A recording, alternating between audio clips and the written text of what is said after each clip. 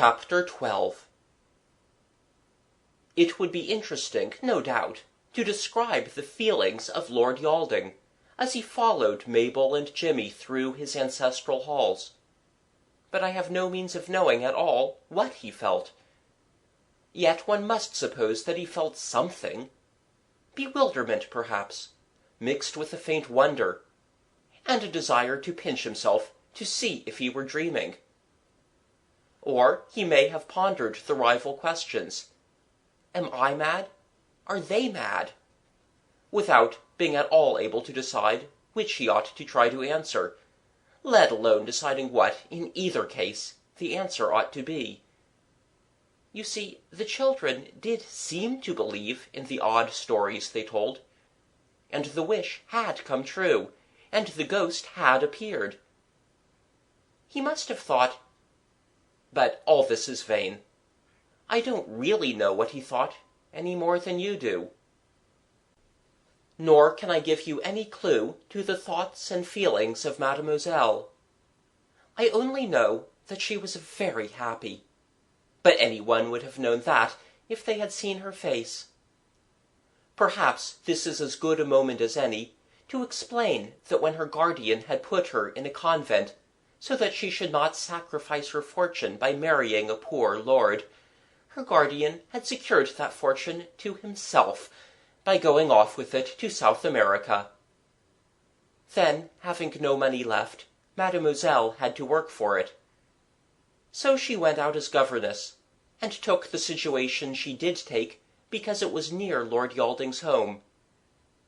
She wanted to see him, even though she thought he had forsaken her and did not love her any more. And now she had seen him. I dare say she thought about some of these things as she went along through his house, her hand held in his. But of course I can't be sure. Jimmy's thoughts, of course, I can read like any old book. He thought, "Now he'll have to believe me." That Lord Yalding should believe him had become, quite unreasonably, the most important thing in the world to Jimmy. He wished that Gerald and Kathleen were there to share his triumph, but they were helping Mabel's aunt to cover the grand furniture up, and so were out of what followed. Not that they missed much, for when Mabel proudly said, "Now you'll see," and the others came close round her in the little panelled room, there was a pause, and then nothing happened at all. "There's a secret spring here somewhere," said Mabel, fumbling with fingers that had suddenly grown hot and damp. "Where?" said Lord Yalding. "Here," said Mabel impatiently, "only I can't find it." And she couldn't. She found the spring of the secret panel under the window all right, but that seemed to everyone dull, compared with the jewels that everyone had pictured, and two at least had seen. But the spring that made the oak panelling slide away, and displayed jewels plainly to any eye worth a king's ransom, this could not be found. More, it was simply not there. There could be no doubt of that. Every inch of the panelling was felt by careful fingers. The earnest protests of Mabel and Jimmy died away presently, in a silence made painful by the hotness of one's ears, the discomfort of not liking to meet anyone's eyes, and the resentful feeling that the spring was not behaving in at all a sportsmanlike way, and that, in a word, this was not cricket. "You see," said Lord Yalding severely, "now you've had your joke, if you call it a joke, and I've had enough of the whole silly business. Give me the ring. It's mine, I suppose, since you say you found it somewhere here. And don't let's hear another word about all this rubbish of magic and enchantments." "Gerald's got the ring," said Mabel miserably. "Then go and fetch him," said Lord Yalding, "both of you." The melancholy pair retired, and Lord Yalding spent the time of their absence in explaining to Mademoiselle how very unimportant jewels were compared with other things. The 4 children came back together. "We've had enough of this ring business," said Lord Yalding. "Give it to me, and we'll say no more about it." I can't get it off," said Gerald. It always did have a will of its own." "I'll soon get it off," said Lord Yalding. But he didn't. "We'll try soap," he said firmly. 4 out of his 5 hearers knew just exactly how much use soap would be. "They won't believe about the jewels," wailed Mabel, suddenly dissolved in tears. "And I can't find the spring. I felt all over. We all have. It was just here, and—" Her fingers felt it as she spoke. And as she ceased to speak, the carved panels slid away, and the blue velvet shelves laden with jewels were disclosed to the unbelieving eyes of Lord Yalding and the lady who was to be his wife. "Jove!" said Lord Yalding. "Misericordia!" said the lady. "But why now?" gasped Mabel. "Why not before?" "I expect it's magic," said Gerald. "There's no real spring here, and it couldn't act because the ring wasn't here. You know Phoebus told us the ring was the heart of all the magic." "Shut it up and take the ring away and see."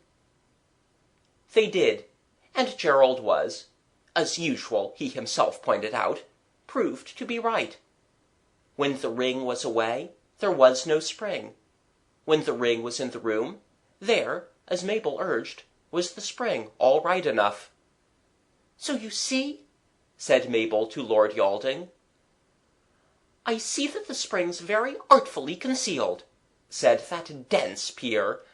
"I think it was very clever indeed of you to find it, and if those jewels are real—" "Of course they're real," said Mabel indignantly. "Well, anyway," said Lord Yalding, "thank you all very much. I think it's clearing up. I'll send the wagonette home with you after lunch, and if you don't mind, I'll have the ring." Half an hour of soap and water produced no effect whatever, except to make the finger of Gerald very red and very sore. Then Lord Yalding said something very impatient indeed, and then Gerald suddenly became angry and said, "Well, I'm sure I wish it would come off." And of course, instantly, slick as butter, as he later pointed out, off it came. "Thank you," said Lord Yalding. "And I believe now he thinks I kept it on purpose," said Gerald afterwards, when, at ease on the leads at home, they talked the whole thing out over a tin of preserved pineapple and a bottle of ginger beer apiece. "There's no pleasing some people.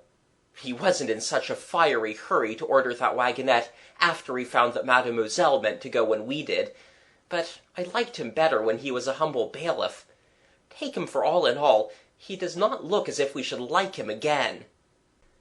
"He doesn't know what's the matter with him," said Kathleen, leaning back against the tiled roof. "It's really the magic. It's like sickening with measles. Don't you remember how cross Mabel was at first about the invisibleness?" "Rather," said Jimmy.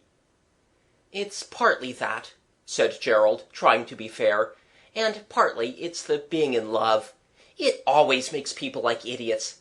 A chap at school told me. His sister was like that. Quite rotten, you know, and she used to be quite a decent sort before she was engaged." At tea and at supper, Mademoiselle was radiant. As attractive as a lady on a Christmas card, as merry as a marmoset, and as kind as you would always be yourself, if you could take the trouble. At breakfast, an equal radiance, kindness, attraction, merriment. Then Lord Yalding came to see her. The meeting took place in the drawing-room. The children, with deep discreetness, remained shut in the schoolroom, till Gerald, going up to his room for a pencil, surprised Eliza with her ear glued to the drawing-room keyhole. After that, Gerald sat on the top stair with a book.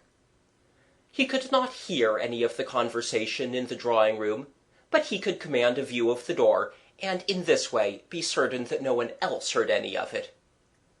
Thus it was that when the drawing-room door opened, Gerald was in a position to see Lord Yalding come out.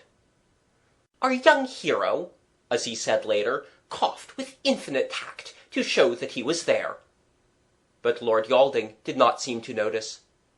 He walked in a blind sort of way to the hat-stand, fumbled clumsily with the umbrellas and mackintoshes, found his straw hat and looked at it gloomily, crammed it on his head, and went out, banging the door behind him in the most reckless way. He left the drawing-room door open, and Gerald, though he had purposely put himself in a position where one could hear nothing from the drawing-room when the door was shut, could hear something quite plainly now that the door was open. That something, he noticed with deep distress and disgust, was the sound of sobs and sniffs. Mademoiselle was quite certainly crying. "Jiminy," he remarked to himself, "they haven't lost much time. Fancy their beginning to quarrel already. I hope I'll never have to be anybody's lover."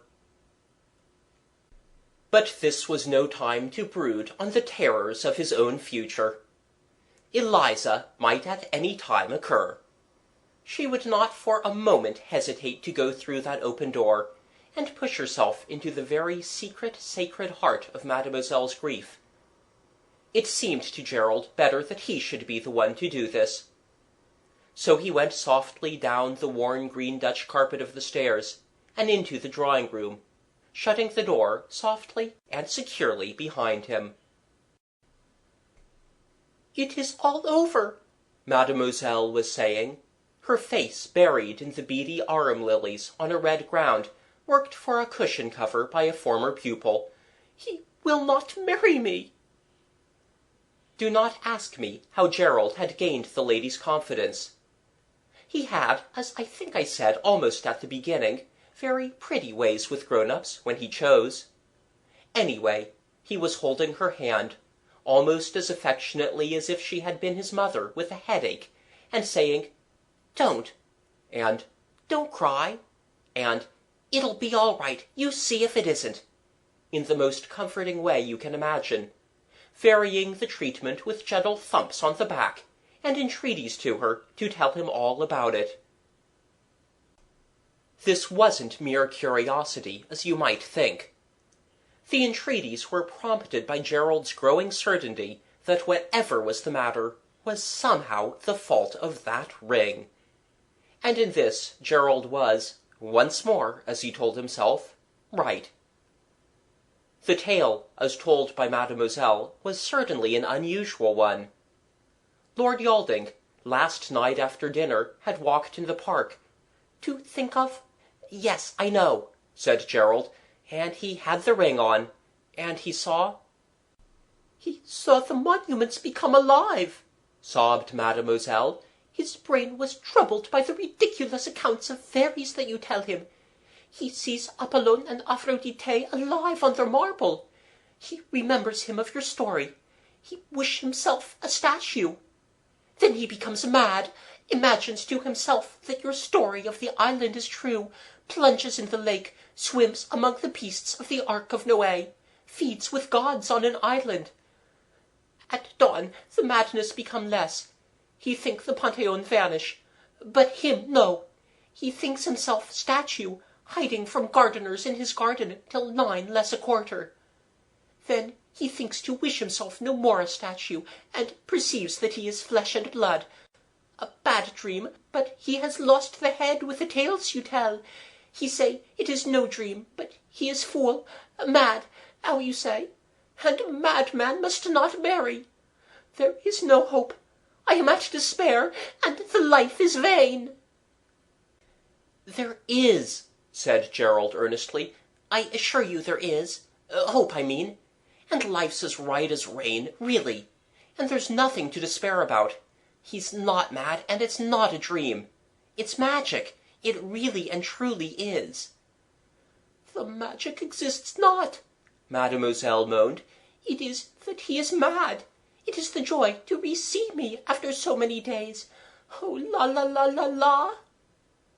"Did he talk to the gods?" Gerald asked gently.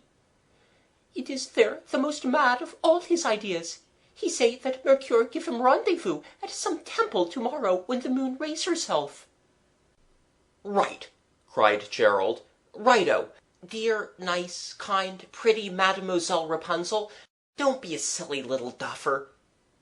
He lost himself for a moment among the consoling endearments he was accustomed to offer to Kathleen in moments of grief and emotion, but hastily added, "I mean, do not be a lady who weeps causelessly.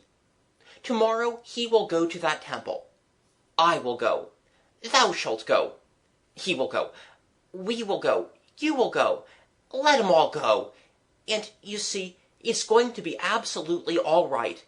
He'll see he isn't mad, and you'll understand all about everything. Take my handkerchief. It's quite a clean one, as it happens. I haven't even unfolded it. Oh, do stop crying. There's a dear, darling, long-lost lover." This flood of eloquence was not without effect. She took his handkerchief, sobbed, half-smiled, dabbed at her eyes, and said, "Oh, naughty! Is it some trick you play him, like the ghost?" "I can't explain," said Gerald, "but I give you my word of honor. You know what an Englishman's word of honor is, don't you, even if you are French? That everything is going to be exactly what you wish.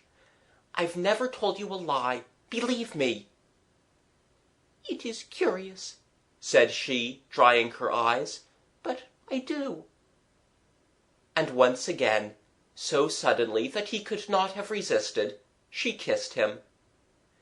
I think, however, that in this her hour of sorrow he would have thought it mean to resist. "It pleases her, and it doesn't hurt me much," would have been his thought. And now it is near moonrise. The French governess, half doubting, half hoping, but wholly longing to be near Lord Yalding, even if he be as mad as a March hare, and the 4 children. They have collected Mabel by an urgent letter card posted the day before, are going over the dewy grass. The moon has not yet risen, but her light is in the sky, mixed with the pink and purple of the sunset. The west is heavy with ink clouds and rich color, but the east, where the moon rises, is clear as a rock pool. They go across the lawn and through the beechwood, and come at last, through a tangle of underwood and bramble, to a little level tableland that rises out of the flat hilltop, one tableland out of another.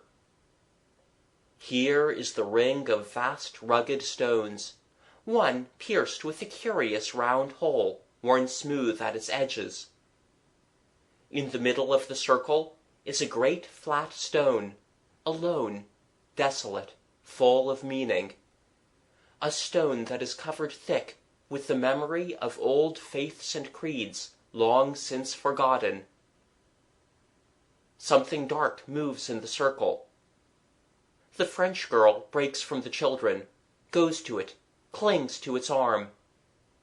It is Lord Yalding, and he is telling her to go. "Never of the life," she cries. "If you are mad, I am mad too, for I believe the tale these children tell. And I am here to be with thee, and see with thee, whatever the rising moon shall show us." The children, holding hands by the flat stone, more moved by the magic in the girl's voice than by any magic of enchanted rings, listen, trying not to listen. "Are you not afraid?" Lord Yalding is saying. "Afraid? With you?" She laughs. He put his arm round her. The children hear her sigh. Are you afraid?" he says. "My darling?" Gerald goes across the wide turf ring expressly to say, "You can't be afraid if you are wearing the ring, and I'm sorry, but we can hear every word you say." She laughs again. "It makes nothing," she says. "You know already if we love each other." Then he puts the ring on her finger, and they stand together. The white of his flannel coat sleeve marks no line on the white of her dress. They stand as though cut out of one block of marble. Then a faint grayness touches the top of that round hole, creeps up the side. Then the hole is a disk of light. A moonbeam strikes straight through it, across the grey-green of the circle that the stones mark, and as the moon rises, the moonbeam slants downward. The children have drawn back till they stand close to the lovers. The moonbeam slants more and more. Now it touches the far end of the stone. Now it draws nearer and nearer to the middle of it. Now at last it touches the very heart and center of that central stone. And then it is as though a spring were touched, a fountain of light released. Everything changes. Or rather, everything is revealed. There are no more secrets. The plan of the world seems plain, like an easy sum that one writes in big figures on a child's slate. One wonders how one can ever have wondered about anything. Space is not. Every place that one has seen or dreamed of is here. Time is not. Into this instant is crowded all that one has ever done or dreamed of doing.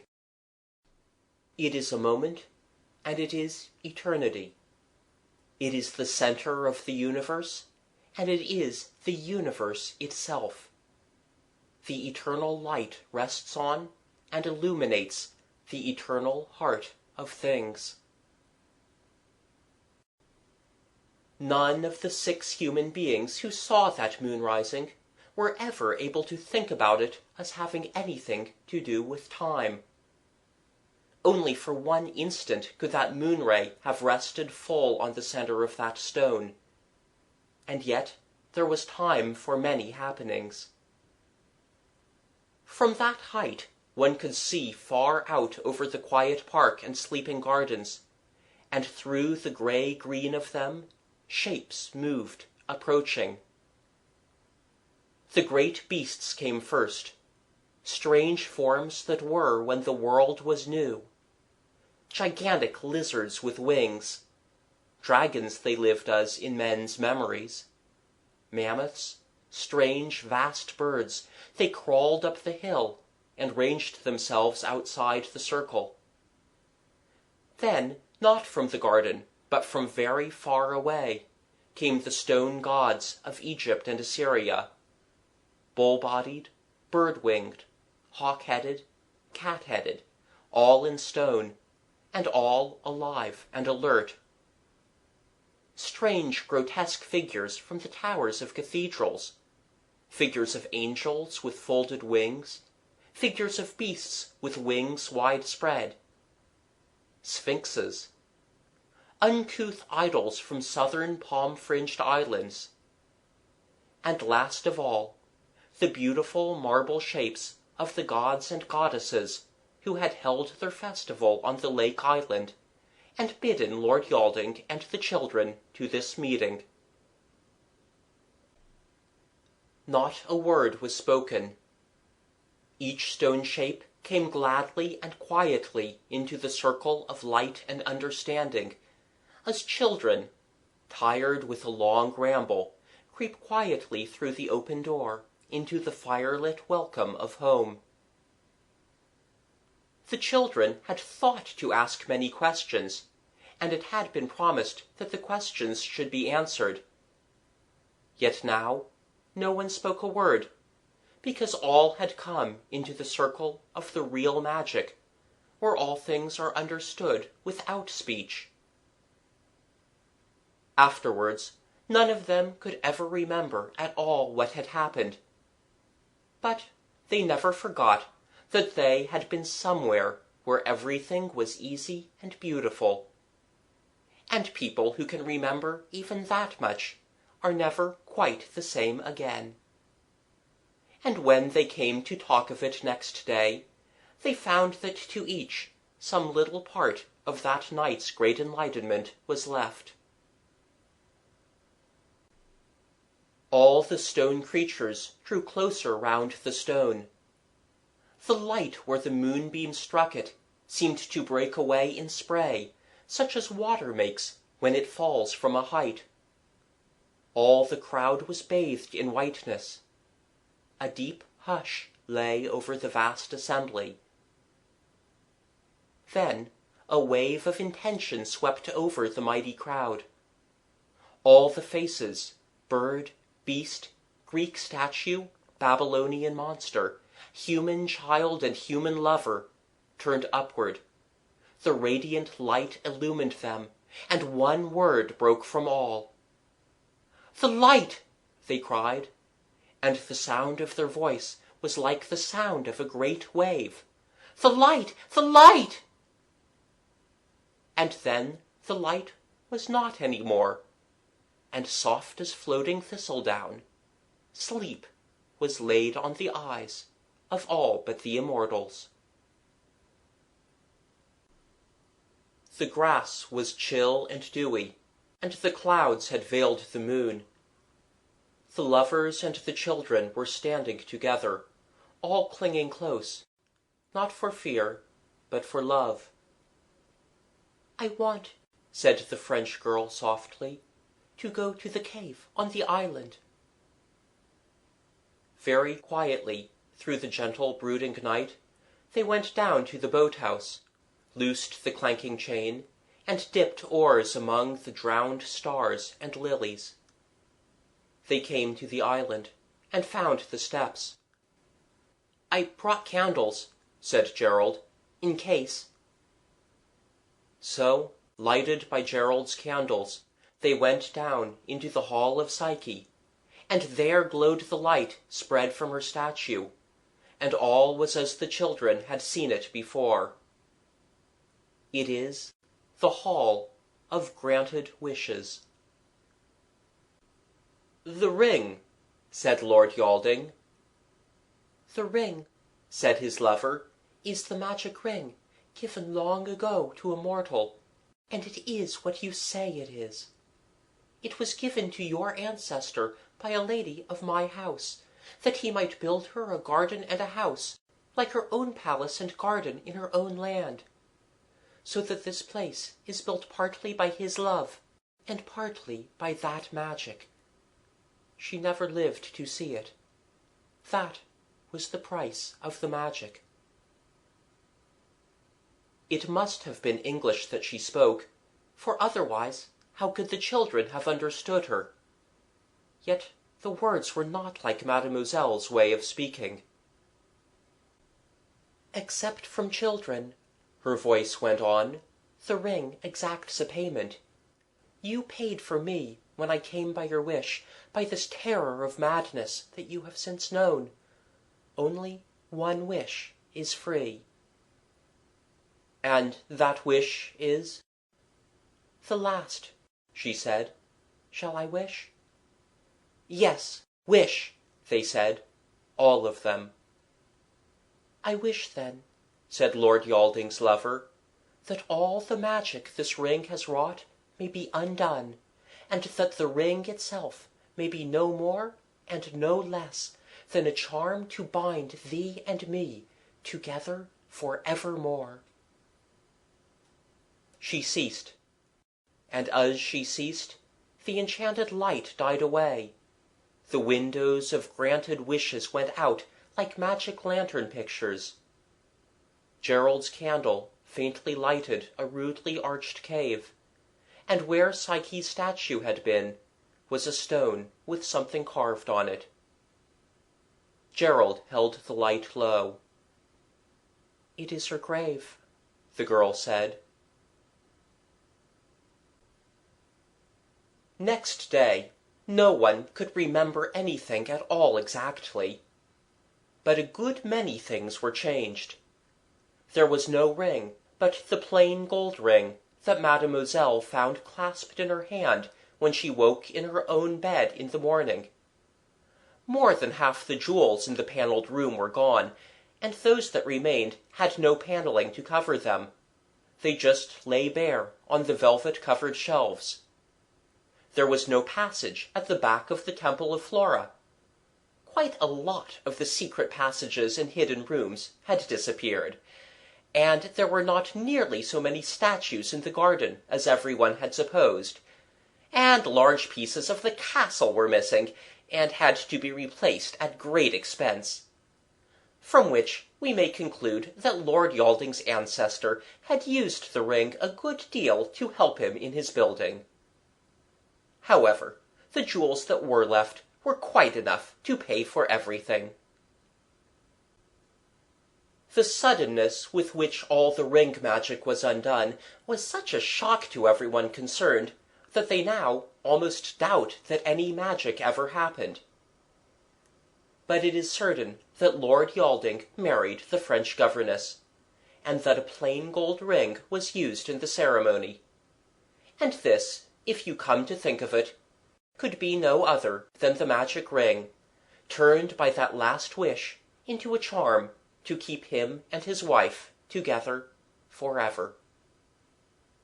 Also, if all this story is nonsense and a make-up, if Gerald and Jimmy and Kathleen and Mabel have merely imposed on my trusting nature by a pack of unlikely inventions, how do you account for the paragraph which appeared in the evening papers the day after the magic of the moon rising?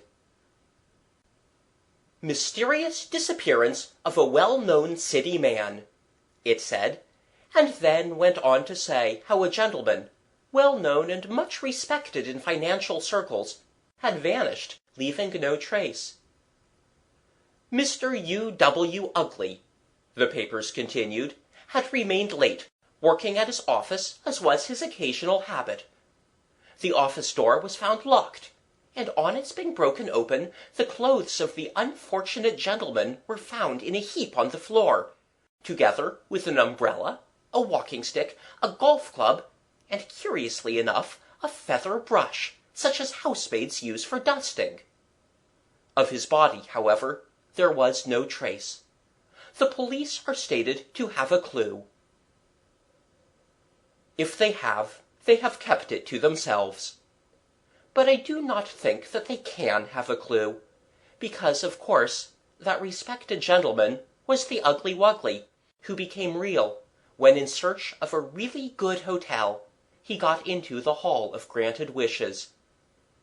And if none of this story ever happened, how is it that those 4 children are such friends with Lord and Lady Yalding, and stay at the Towers almost every holidays?